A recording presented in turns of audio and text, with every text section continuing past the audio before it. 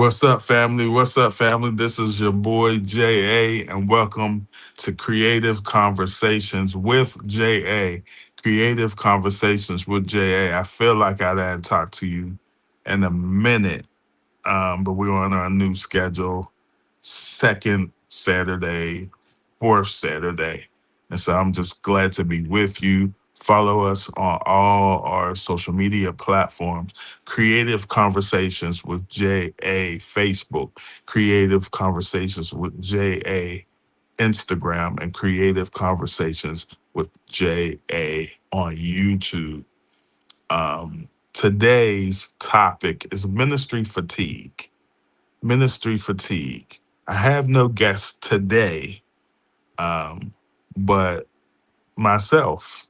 I'm just going to come in here and talk about ministry fatigue. It's probably something that's unspoken in ministry, because we feel like we have to be supermen and superwomen in ministry, and we can't take breaks or we can't stop.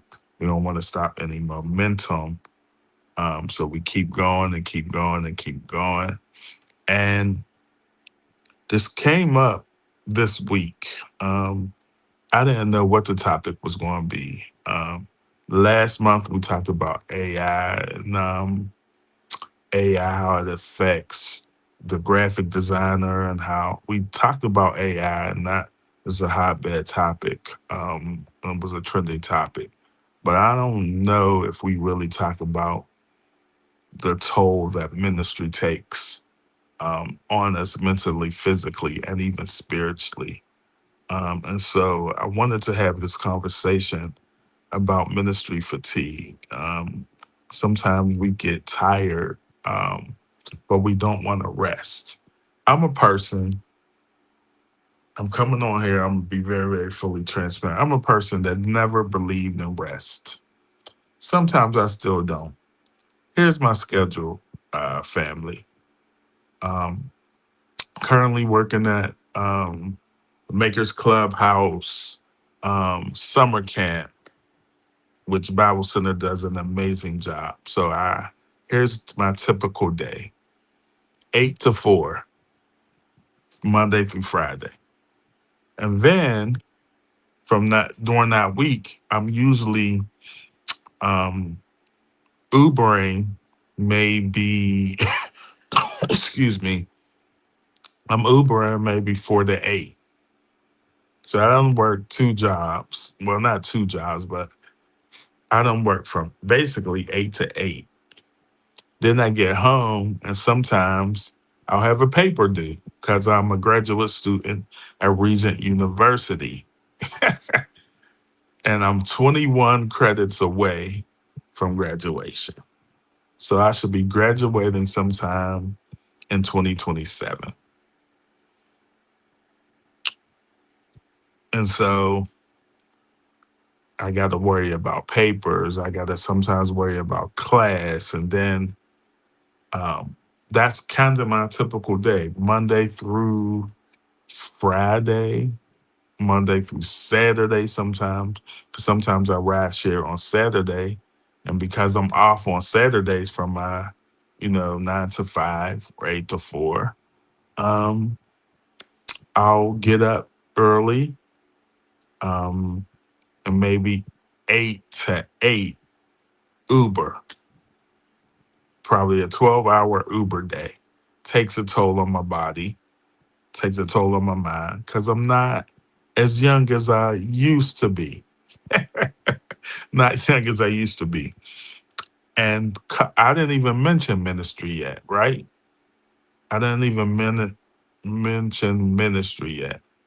And so with life and but you're still active in ministry. You're there every week, every Sunday, every Bible study. Um, it could take a toll on your body. And so I never really believed in rest. One of my, favorite people in the world tells me all the time that rest is important. But I never really thought rest was important. Um, I used to think that if I could get 3 good hours of rest, I was good. 3 good hours of rest. I thought I was good. I think they say you're supposed to get at least 8. I don't even know what that looks like. I don't know what that looks like. Working 9 to 5, 8 to 4, sometimes Uber and 4 to 8, Bible study, um, school, because I'm in school. We have Zooms. I got to do homework. Sometimes I might not get to bed until about midnight, maybe 1, and that's not 8 hours. And so I just really wanted to come on and talk about ministry fatigue because it's personal for me. Like I said, my mentality was simply this, and I have a couple notes. I have a couple scriptures to talk about this because I don't want people to think I'm saying abandon ministry. This is not that. I'm not saying abandon ministry, but I am saying be wise in ministry. Be wise in ministry. Be wise in ministry. My mentality was if God caught me to it, He'll give me the strength to do it. If God caught me to it, He'll give me strength to do it. But God also gives me wisdom. God gives us wisdom. And a lot of times our body is telling us, take a break. Our body is telling us, take a break. But we feel like we got to be Superman or Superwoman and we don't want to take a break. Even if it's saying, hey, pastor, hey, leader, I'm just going to take a break from, ministerial duties today. I just need to be poured into. I don't feel there's nothing wrong with that because you can't be effective if you're not, you might not always be 100%, but you can't be effective if you're less than 50%, I believe, in ministry. It's very, very hard to be effective. Now, because we're gifted creatures and some of us are creatives, we can sing in our sleep. Some of us can pray, preach, prophesy in our sleep, but we still need rest. And so I thought, hey, I need to be at the church every Sunday, every Bible study, because I'm a leader. You know, as leaders, we don't have a lot of options because we said that we were called to the seat of ministry, but we still have to have balance in ministry to be effective. We still have to, you know. And so while I still believe God gives us strength for what He calls us to do, I had to recognize something. God giving me strength doesn't mean God expects me to ignore my humanity. Oh wow. God giving me strength doesn't mean God wants me to ignore my humanity. I thought pushing through meant I thought pushing through meant I was committed. Hey, I gotta push on through. I'm committed. I thought always being available meant I was faithful. I thought being tired was simply a part of ministry. And I know that you are gonna get tired doing some stuff. You are gonna get tired. This is not for the faint of heart. Ministry is almost a full-time job in itself. So I thought being tired was simply a part of ministry. But I eventually had to ask myself, when did exhaustion become evidence of faithfulness? Woo. When did exhaustion become evidence of faithfulness? Now, some may say I'm in my 50s. I'm in my early 50s. I'm 51 years old. So, what I did when I was 23 years old, even 19 years old, it take me a longer time to do it. And truth be told, I don't really brag about how long I've been in ministry, but I've been in ministry at least 20 years. I've been in ministry at least 20 years or more. I think it's more, it's the more part, but I've been in ministry a long, long time. And so I thought that I couldn't stop. I couldn't say, hey, I'm tired, because that was a sign of weakness. But I'm going to say, when did God say exhaustion is evidence of faithfulness? When did he say, okay, being exhausted, you're exhausted, okay, you know, so what? You can be called and tired. You can be anointed and tired. You can love ministry and still need rest. Let me hit you with something. Even Jesus rested. Oh, my Jesus. Even Jesus rested. And this challenged my thinking because Jesus himself modeled withdrawal and rest. That's one of my favorite kingdom words, modeling. Even Jesus himself rested. It really challenged me because Jesus himself modeled withdrawal and rest. I know this is not Bible study, but I want to give you evidence. Mark 6:31. So I'm gonna go to the word, because some people thought that Jesus was just,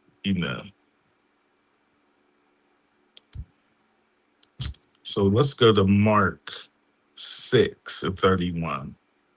We having an impromptu Bible study. Mark 6:31. Let me get to it. And he said unto them, come ye yourselves apart into a desert place and rest a while. For there were many coming and going, and they had no leisure so much as to eat. Come ye therefore apart into a desert place and rest a while. The scripture explains why. There were many people coming and going that they didn't even have time to eat. Think about that. People were still coming, the needs were still present, the ministry wasn't finished, and Jesus still said, rest. Jesus still said, rest. Jesus didn't tell them, you're called, push through it. He recognized their humanity. As Jesus' ministry grew, the crowds grew. More people wanted to hear him. More people wanted healing. More people wanted access. Yet scripture says he withdrew himself into the wilderness and prayed. He had to take a break. At summer camp, my boss tells me all the time, if you need to take 5 minutes away from the kids, take it. Because sometimes if you don't take that 5 minutes or you don't take that break, you might explode.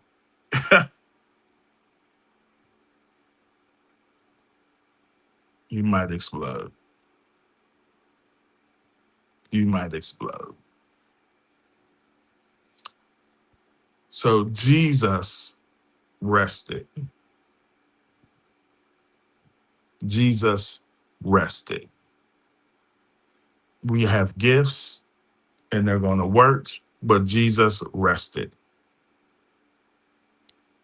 So that really challenges the idea that increased demand automatically requires increased availability. Increased demand requires our availability. That really, really challenges that. And crazy part, I just got done with a ministry assignment today. But one thing, as I'm transitioning in ministry, and the one thing I just love about my pastor, shout out to Revival Nation, Revival Nation, Revival Center of Pittsburgh. I'm sorry. And my pastor, Pastor Charles Sladds and Dr. Z, they believe in rest. They believe in rest. When you have leaders that believe in rest, they don't believe in putting, the burden on one person. Even my bishop will always tell me, if you're over a ministry, it can't just be you.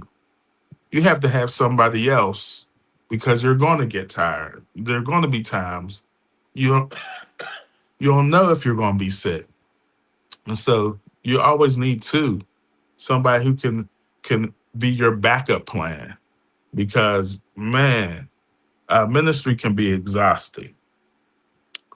So Jesus was we always say Jesus was fully divine and fully human, and his physical body required rest. So here's the question. If Jesus gave himself permission to rest, why do we sometimes think resting makes us less spiritual?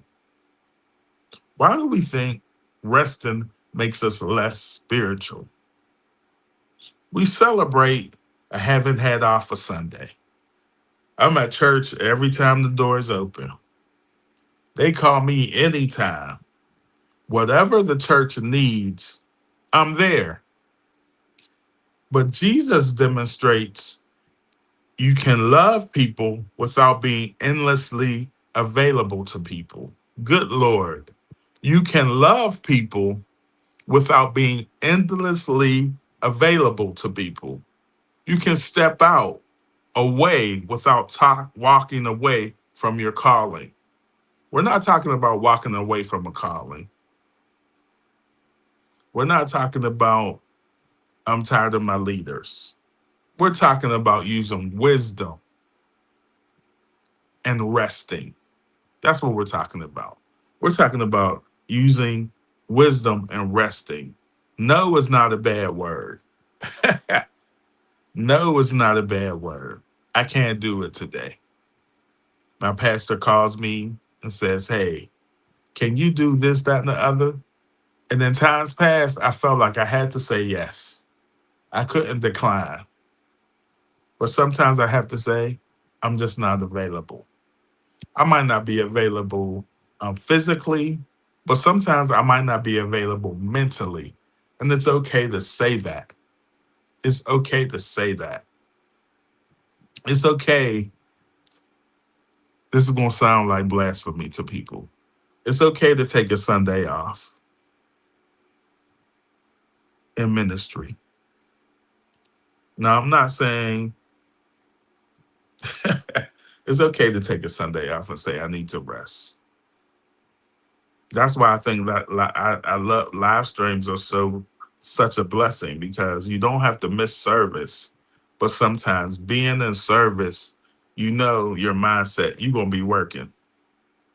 Your mindset is if I'm here, I might as well work. So it's okay to take time off. Like we said, Jesus took time off. And so what more for you?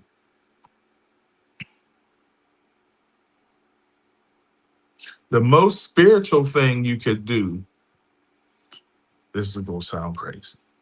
The most spiritual thing you could do is sit down. The most spiritual thing you could do is have a seat. Just go sit down somewhere. That's the most spiritual thing you could do. Mhm. And we know in ministry, there is a pressure to produce. This is really where ministry fatigue becomes complicated because sometimes the pressure from church, sometimes it comes from leadership. Praise God, not my leadership. Sometimes it comes from people's expectation, but sometimes the pressure, it don't come from a leader. It don't come from the pastor or the overseer. It doesn't come from the apostle. It comes from you. You're putting pressure on yourself to produce. You're putting pressure on yourself that I got to be there all the time, that I got. You're putting pressure on yourself. Like I've experienced pressure, the pressure to produce, especially when you see other this is the other part. When you see other leaders aren't stepping up, you feel that you have to overcome. There's the word. You feel like you have to take up the slack for them because they're not stepping up, and that's not the case. Something isn't getting done, so you'll say, "I'll do it." Someone doesn't show up, I'll cover it. Nobody volunteers. I'll help. And there's nothing wrong with help. I'm not saying don't help. I'm not saying let something fall. But there's really a danger because eventually being dependable can become being depleted. Being dependable can become being depleted. My notes here. Being dependable can become being depleted.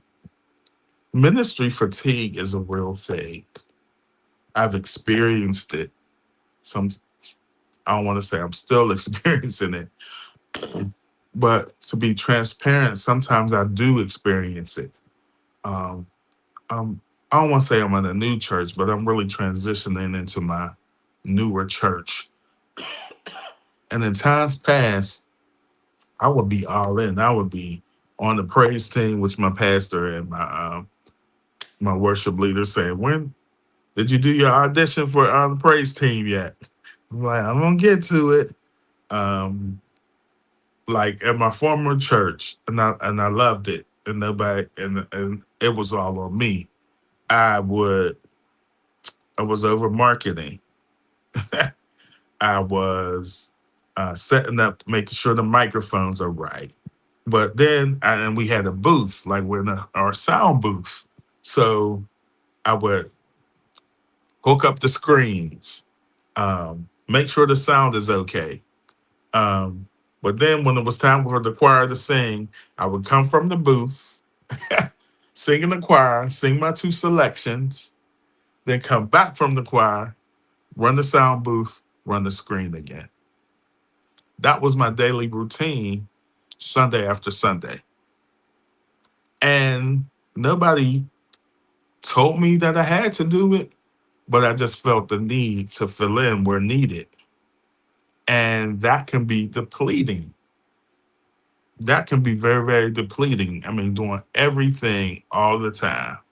I wore many hats. And so in this season, blessings, blessings, blessings. In this season, I'm like, yo, I can't do that. I'm gonna burn myself out. Welcome to those who are watching. I'm gonna burn myself out. So I'm on the altar team, and that's it for right now. Now I don't know how God is going to expand, and it's real different for me. I'm used to being there before the church opens and being there when nobody is there. So it's different for me. And this is my point. Every time the church was open, that's was generally how I felt. If the church is open, it's my duty to be there. If my church is open, I felt like it was my duty to be there. My mentor once told me options are limited as a leader, and leadership absolutely requires sacrifice. So I'm not talking about um, lack of sacrifice. I'm not saying that, but I had to wrestle with something. Where does sacrifice end and unhealthy obligations begin? Where does sacrifice end and unhealthy obligations begin? Yeah, that doing three ministries at once, man. Blessings, blessings, blessings. Thanks for joining me.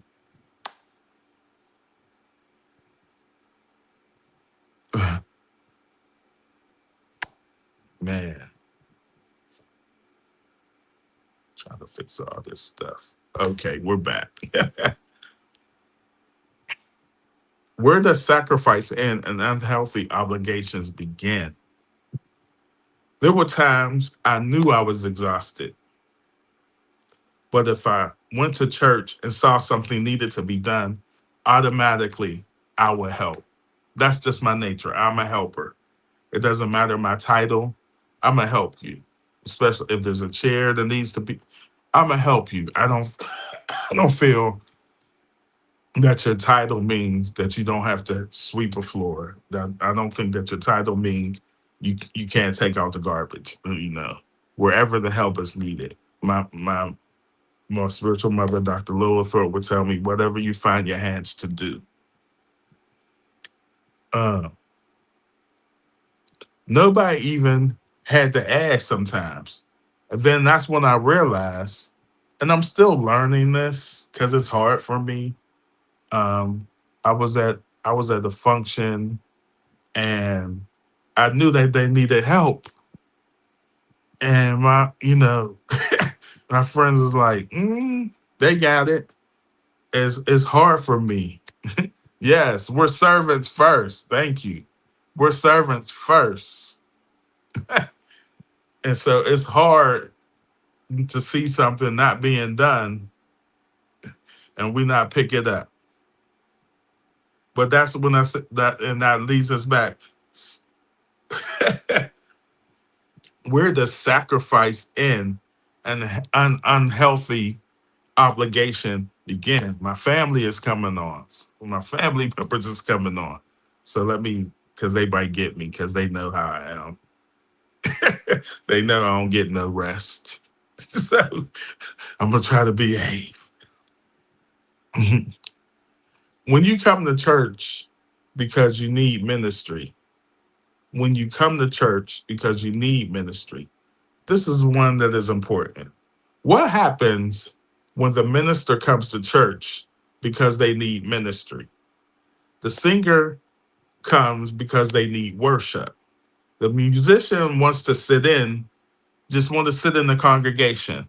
The preacher needs somebody else to preach to them. But somebody sees them. Oh, yes, this happens a lot of the time. But someone sees them and say, "Oh, you're here. Come sing. Oh, you're here. Give us exhortation. Oh, can you help us with this?" This happens a lot of time to my artist friends. They just coming to visit. They out of town coming to visit. And they say, "Can you render us a selection? Uh, our organist is not here. Could you get on the organ for us?" I didn't come to do that. I came to rest. I came to relax. And I mean, I don't mind helping when it's needed, but sometimes there's nothing wrong with saying no. I'm kind of my my sister Apostle Soleil sent me something about saying no, and I'm trying to find it, and I kept it, and I don't even know why she sent it to me.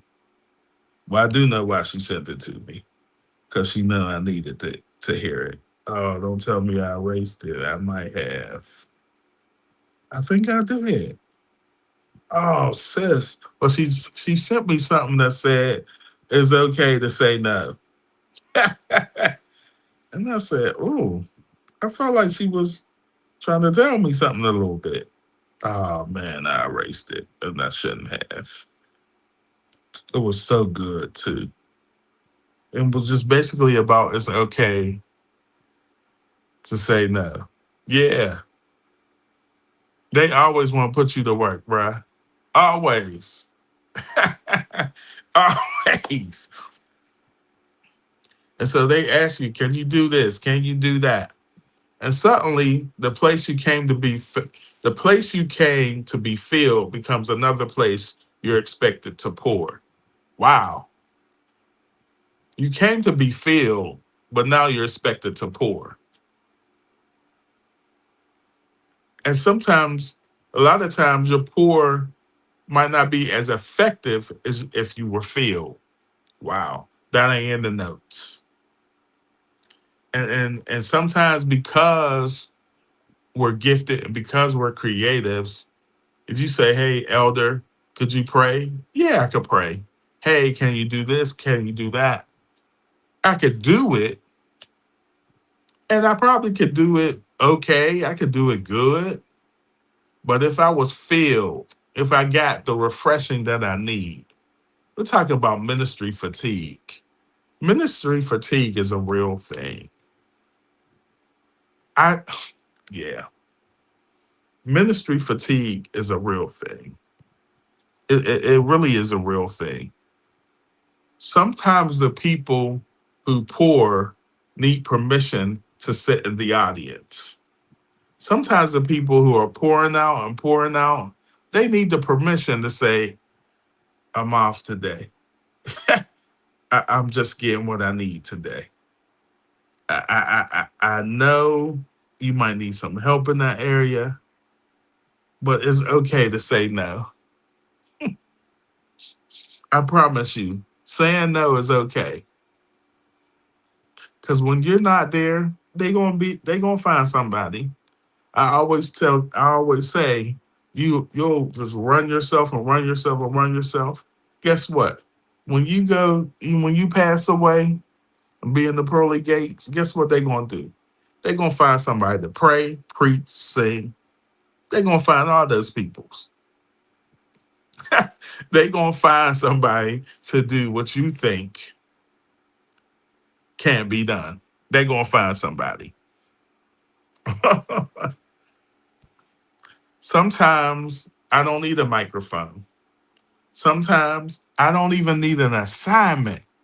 Ooh, let me sit up in my seat here. It's okay not to have an assignment. It really is okay that you don't have an assignment today. I when I tell you I love my church. We got a it's on the we have an app, and if I can't do it, I can block time out. I can block days out. Let me show you. I could block days out and I don't have to do nothing. Now I'm on the schedule tomorrow. I'm on the schedule to do the welcome tomorrow. But I can block out time if I'm not available. Isn't that amazing? That's amazing. You could block out time and say, you know what? I'm resting this Sunday. One of my favorite, one of my favorite stories when it comes to this is I call it the Jethro principle. I call it the Jethro principle. It's probably one of my favorite leadership models. That is, I love it. I love it. I love it. Because Moses, here's a story in Exodus 18. Moses is sitting, he's doing all the work. He's judging everything. Sun up to sundown. He's doing it all. He is super Moses. He is just doing everything. And his father-in-law, Jethro, pulls him to the side, which is one of my favorite lines of ministry. And he says, the thing that you do is too much. The thing that you're doing is too much. It is my favorite biblical example of leadership fatigue and ministry fatigue. Everybody comes to Moses. He's leading Israel.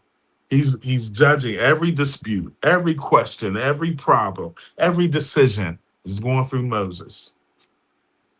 Moses is carrying spiritual weight, an administrative weight, leadership weight, mm. and people's emotional weight. How are you carrying all that, Moses? Then Jethro watches him and essentially says, favorite line, what you're doing is not good. Come on, right, delegate. What you're doing is not good. And it's interesting because Moses was doing good work. Pastor, you are doing good work. You're preaching every Sunday. I mean, you're teaching Bible study every Wednesday or every Tuesday. I mean, you're leading prayer group every week.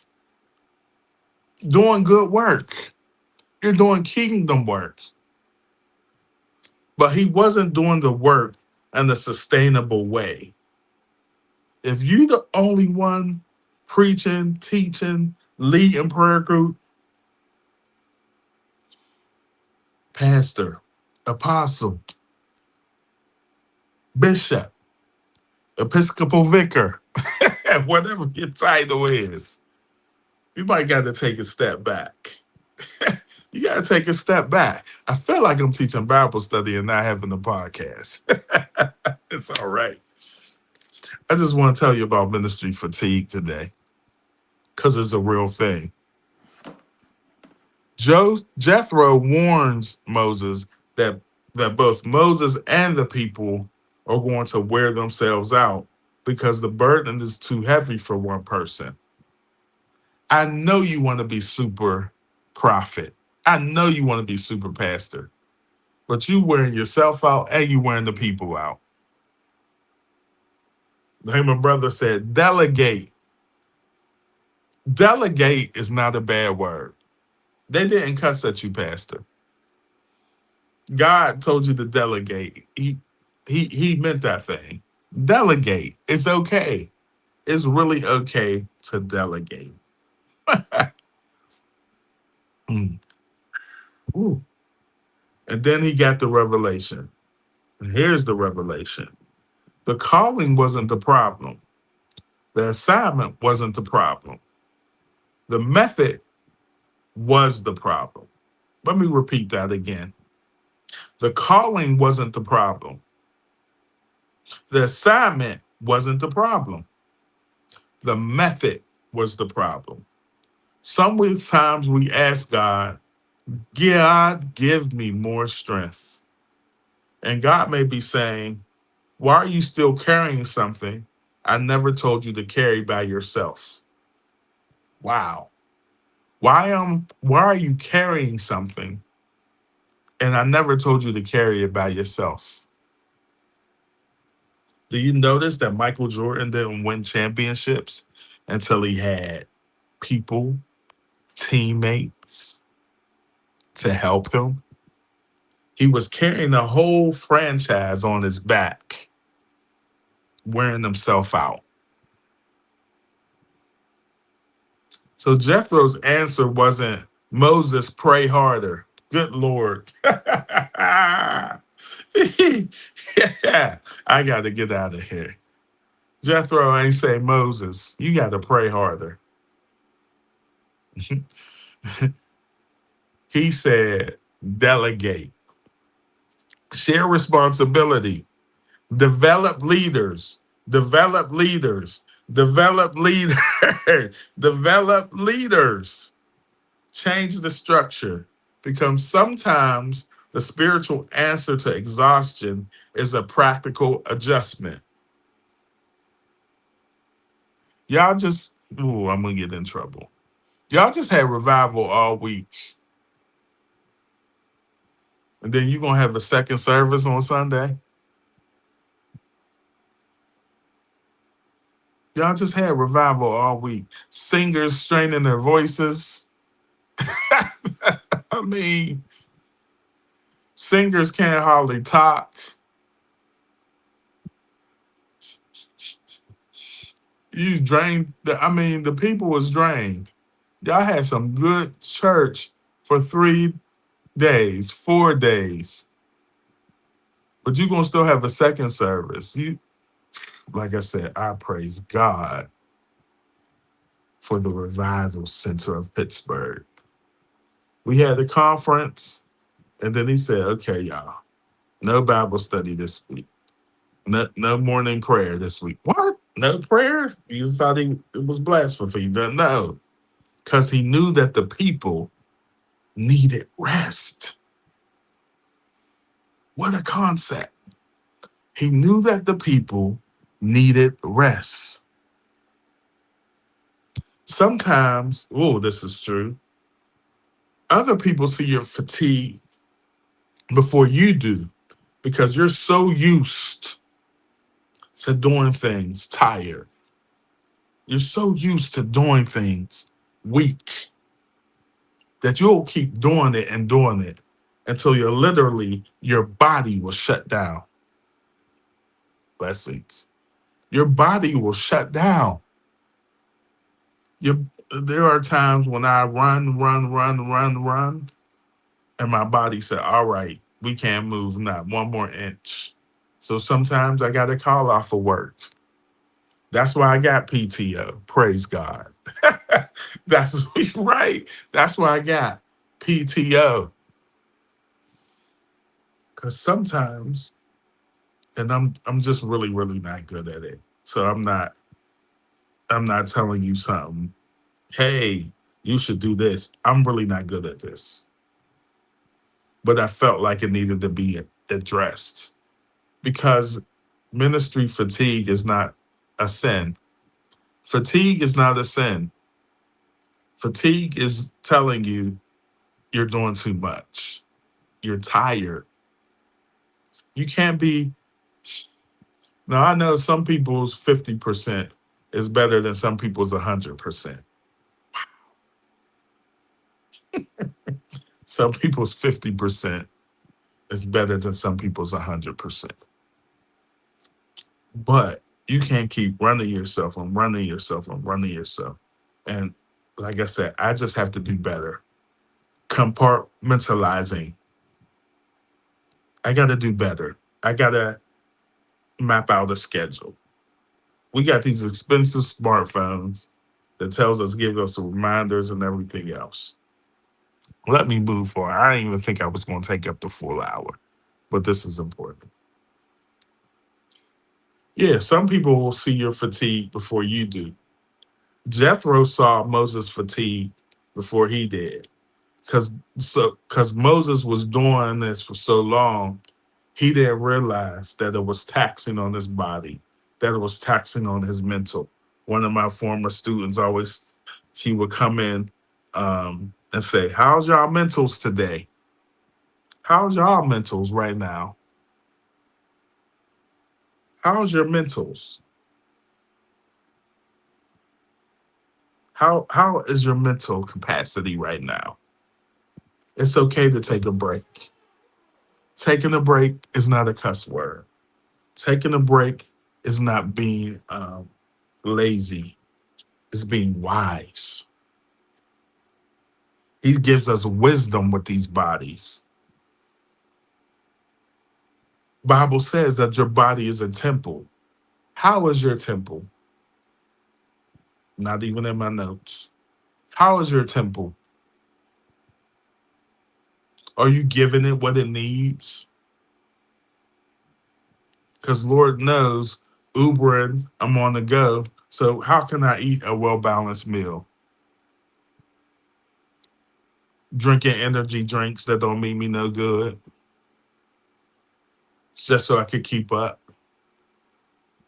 Eating food on the go that is no good. Because the Lord knows I ain't eating the salad on the go. Well, not salad now, because the recalls. I'm not eating that healthy. I'm not eating fruit.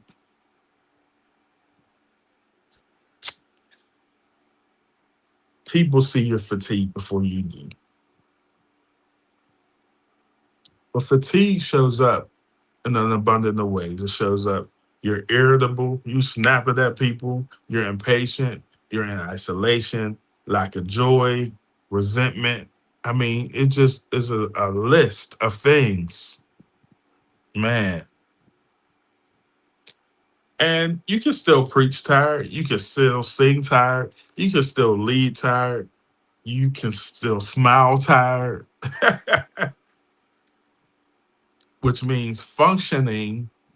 This is important. Functioning doesn't necessarily mean you're healthy. Wow.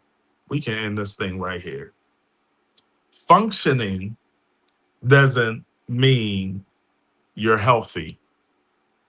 Just because you're moving around, that don't mean you're healthy. When does your body find time to rest? Lord, I sound like prophet, right?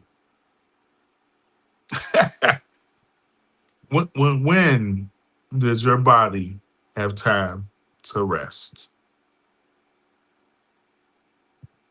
When does your body have time to rest? This is gonna sound like blasphemy. So maybe instead, so maybe instead of praying, God, give me strength to keep going, sometimes we need to pray, God, show me what I need to stop carrying.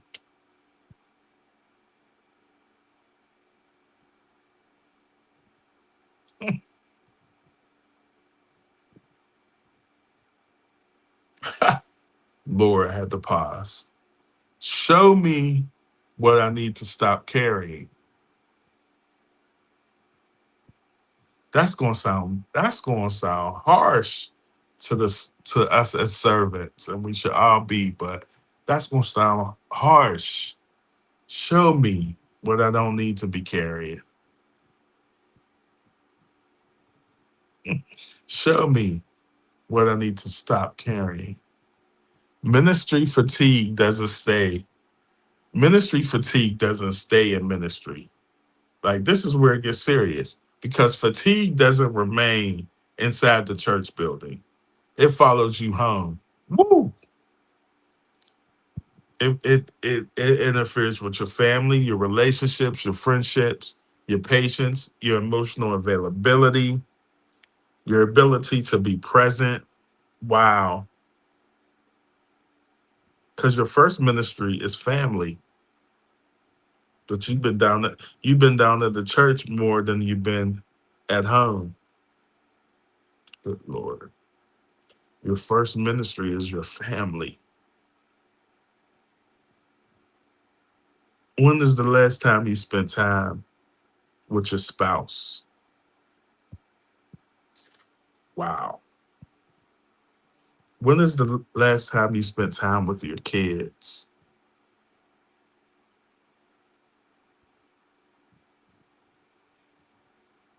Many times, the church,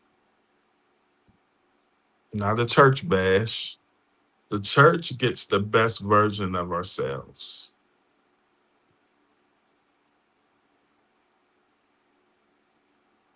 The church gets the best version of ourselves. We preach, we smile, we sing, we counsel, we serve, then we go home. Then the people close to us get whatever is left. That's when ministry fatigue becomes more than a scheduling problem. This isn't really about ministry, what I'm about to say, but it kind of is. I was listening to Shannon Sharp, and he was saying that he was so exhausted after a game or after practice. There was one incident where he promised his kids he was going to take them to the movies. But you know what got at his everything? Football. And when it was time, his kids were ready, they were anticipating going to the movies. He told them he couldn't because he was exhausted.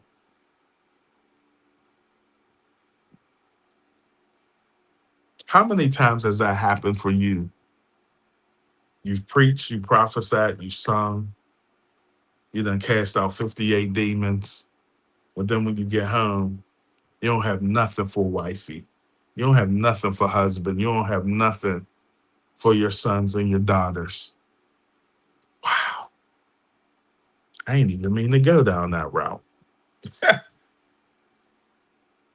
But our ministry is supposed to be our family is supposed to be our first ministry. Our first ministry. Timothy, yeah, Timothy tells us if you desire this office, these are the qualifications. Didn't even mean to go here. If you can rule your house well,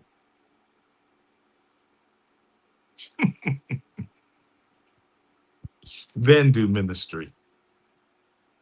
Not do ministry, then rule your house well. Wow. He don't say nothing about your gift. He ain't say nothing about your ability to prophesy accurately. But he said if you can rule your house well, not in my notes. Because everybody want an elevation service. But what happens after the elevation? Does your family have to suffer because of your elevation? I ain't even talking about the fact that you're tired, you're exhausted, but you just keep trying to keep going. Drinking Red Bulls. I don't think my sister is on here anymore. Drinking Red Bulls to try to stay up. Drinking Celsius, drinking Bloom. I mean, just drinking Monsters, which is crazy. Those are, I mean, it's a, yeah, that's another topic for another day. That's my What the Health podcast. You're drinking, you're taking and trying to be enhanced and energized. And you know what keeps you energized the most? Rest. Good Lord. Rest. That's what keeps you energized the most. Rest. Let me cover. I got to get out of here. I don't know why I stayed on that thing. It's just really in my spirit. Like he says, those who can rule their house well. But we doing ministry amazingly. But our kids and our family get the leftovers. They get the scraps of us. Mm. This is just like an old adage that says, who helps the strong one when the strong one needs help? And then this is our pride. Does the strong one even ask for help? Because I know I don't. I'm be transparent and honest. I do not ask for help a lot. I try to do it on my own. Yeah, let's move on. People get accustomed to you being so strong. You're dependable. You're the prayer warrior.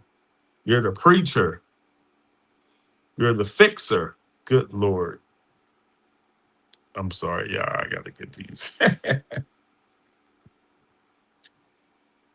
Who ministers, good Lord, to the day? Who ministers to the minister? Who ministers to the minister? Who asks the leader, how are you doing? Not, can you preach today? Not, can you help? How about, how are you today, Pastor? How are you doing today? Really? When's the last time you had a vacation? Good Jesus today. When's the last time you had rest? Because guess what? Rest is not laziness. We got to change how we think about rest. We got to change how we think about rest. Rest isn't a lack of commitment. Rest isn't evidence that you've lost your passion. Rest is stewardship. Ah, that's good. Rest is stewardship because I'm not only responsible for stewarding my gift, I'm responsible for stewarding the person carrying the gift. So it ain't sometimes it ain't about another prayer meeting. Your spiritual woo, your spiritual body is at 100 and your natural body is at 20%. Good Jesus.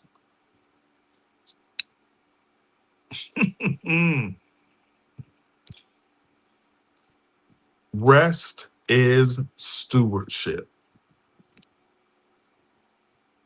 I'm responsible for stewarding the person carrying the gift.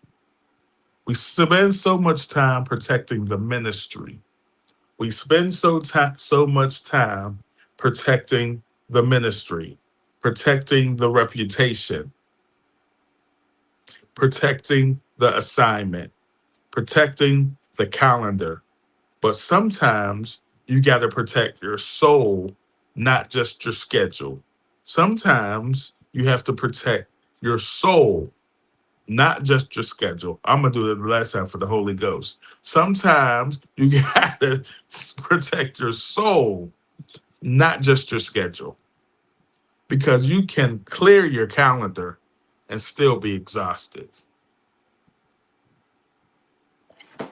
You can clear your calendar and still be exhausted. You cannot continually pour without replenishment.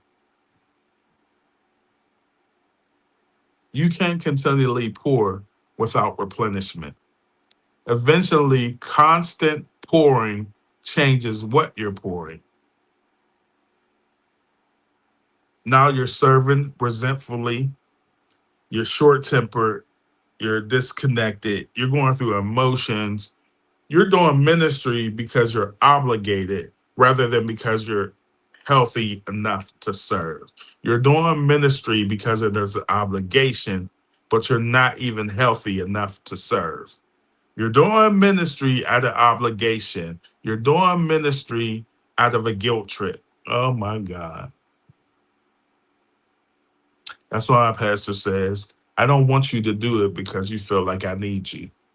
I don't want you to do it because you feel, oh, I want you to do it because God told you to do it. So sometimes the person who pours needs to become the person who receives. Sometimes the person who pours, yes, you, mom, is need to be the person who receives. Sometimes the person who pours day after day, night after night, dad, needs to be the person who receives. Sometimes pastor, sometimes prophet, sometimes, yes, sometimes God mom. You need to be the person who receives. Good Lord today. Not just pours. Mm. You need to be the person who receives. And I know it's hard for some of us to receive when you're just a giver, but you need to learn how to receive. Take time to be filled. Wow. I got to close this. Jesus says, Matthew 11:28.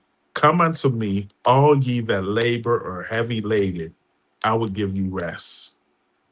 Notice Jesus doesn't shame tired people. He invites tired people. So maybe being tired doesn't mean you're finished. Maybe you don't need to quit ministry. Maybe you don't need another conference. Oh God, I'm speaking blasphemy. Maybe you don't need another conference. Maybe you don't need another assignment. Maybe you don't need another title. Maybe you don't need another opportunity. Maybe you don't need it. This ain't it. You don't need another platform. Maybe you don't need to run another ministry. Good Jesus. And maybe you don't need to prove to anybody that you're still called. Maybe you don't have to prove to anybody that you're still called. Maybe you need rest. Good Lord today.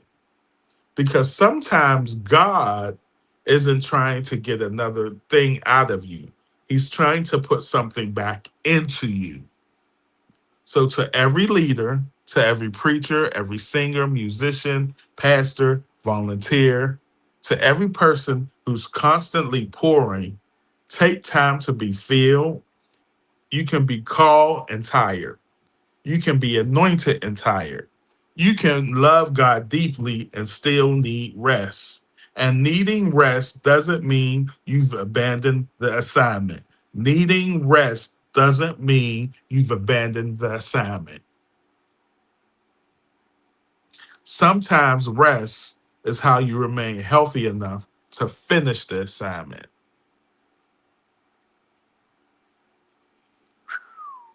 Sometimes rest is how you remain healthy enough to finish the assignment. Family of God. Oh, I feel like I'm talking to my church family. Thank you for joining me on Creative Conversations with JA. I hope something that was spoken or some nugget that I said today was helpful. I thank you for every comment. I thank you for every view. I pray for even the person that's going to look at the replay. Jesus.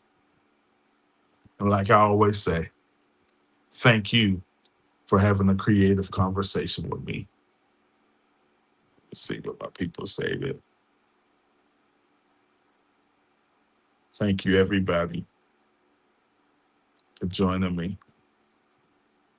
Like I say, thank you for having a creative conversation with me. Be blessed. Peace.